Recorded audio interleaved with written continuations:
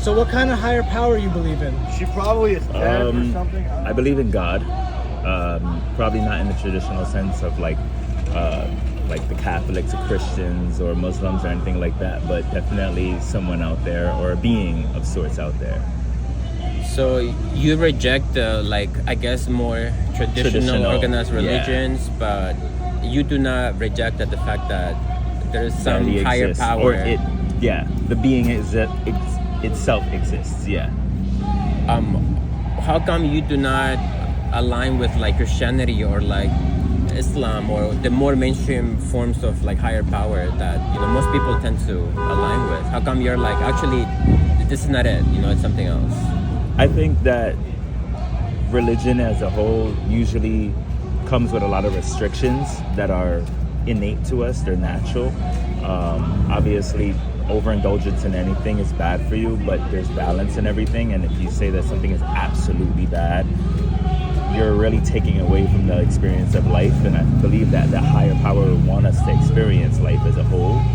Now, there are the absolutes like murder, but an atheist can say murder is bad. You know what I mean? So I don't think that having a little wine is the craziest thing in the world. Whereas some religions, they're going to tell you, no, you're going to hell. Yeah. So because of restrictions imposed by those, religions is why you push away from them. I could say that's where it started for me. But then over time, it could be just rules as a whole. The judgment that comes when you don't follow through with certain things or you can't follow through.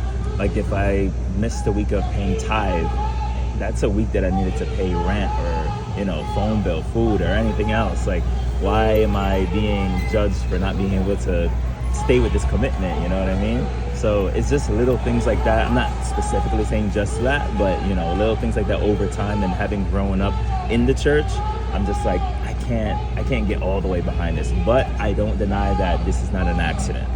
Yeah. This is not an accident, meaning that a higher power had something to do with creating this life, this world. Exactly. Yes.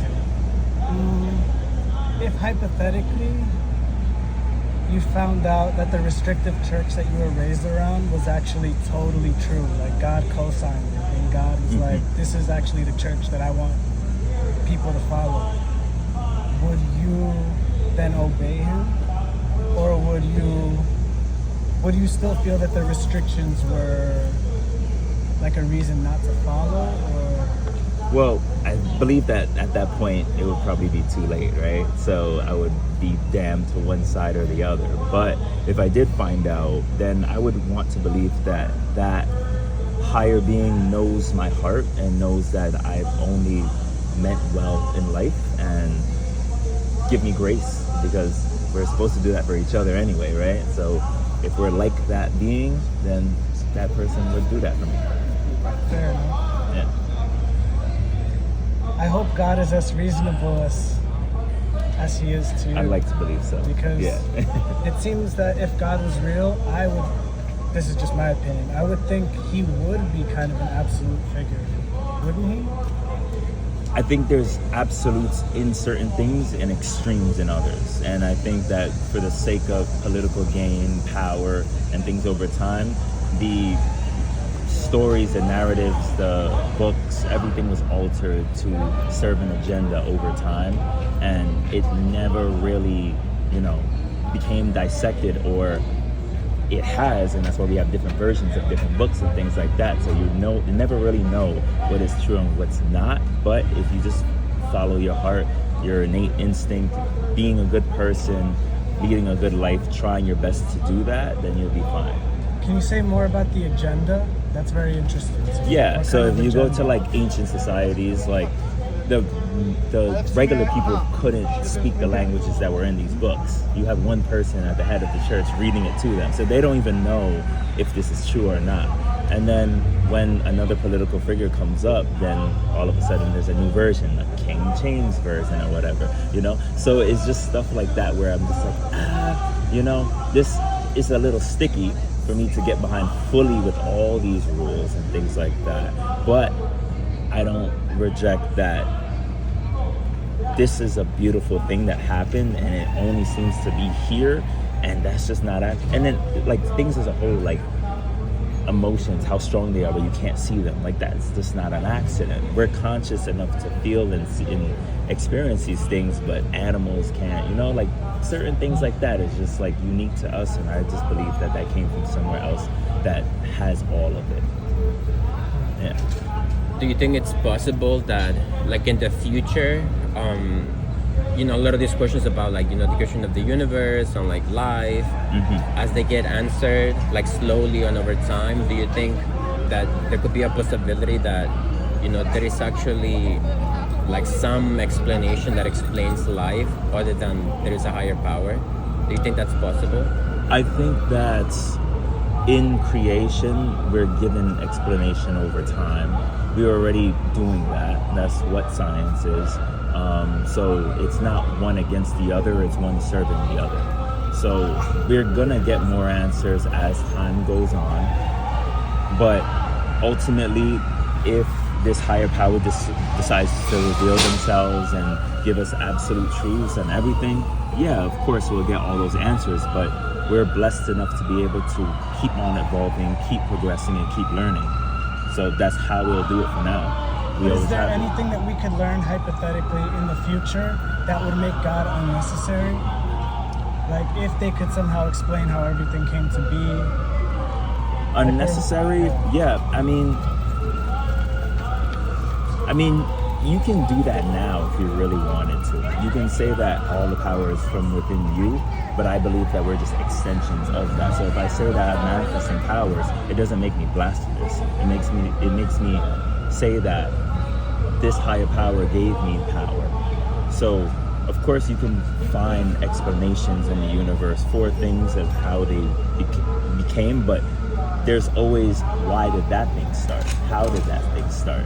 There's never going to be a real true beginning point. Everything is theory real, really. So as long as there's still questions that we can't answer, God is going to fill that gap? Yeah, I mean, we will fill it. We'll always be able to learn something new from things that we just don't know. But in my heart of hearts, I just believe that it's a gift. It's something that we get to look forward to instead of just being and existing. It's part of being a child of that other being. Yeah. Okay. Any final comments, final questions? I did I don't want to circle all the way back. No, it's fine. You said something earlier about, what's the word you use? An agenda? I don't know if you used the word agenda. I said an agenda in terms of how organized religion was used for the masses. Is that something that is still going on? Yeah, maybe that's a bit of a leading question, I think. Of course it is. I mean, this is a prime example of it. I mean, it's one religion against the other, but likely serving the same God, and they're taught different things, and saying that one side is better or worse than the other. When you say this, just to be clear, all that noise in the background is Jewish Voices for Palestine protests. So he's just referring to that conflict as an example. Yes, context is important. Yeah, they can't see it. So yeah, I just believe that when time passes and context gets misconstrued, and you just end up speaking at each other instead of understanding each other, century after century passes and problems and conflicts just snowball into things like this, And what about in America? In America, like yeah. The church being used for all different kind of horrible things too, to manipulate people, to control people. Yeah, I mean, it happens all the time, and that was my personal experience why I'm not in the church. I'm not saying that I'll never give it a try again or never go back, but for right now in my life, I choose not to. But I could say that it held me back from a lot of useful life experiences that I could have had I not been so stifled by, being put into a box of, you're supposed to be this, do this, don't be this, don't go here. And I'm learning in later adulthood what I feel is, but this is stuff that people went through early 20s, teens, and stuff like that. And I'm just like, these are useful things for life. Not everybody's in the church. You need survival skills, It doesn't make you a bad person for learning these things.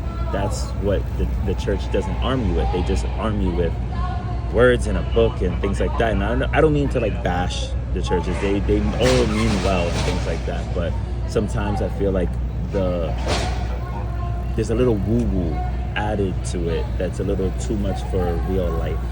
You need some practicality for things.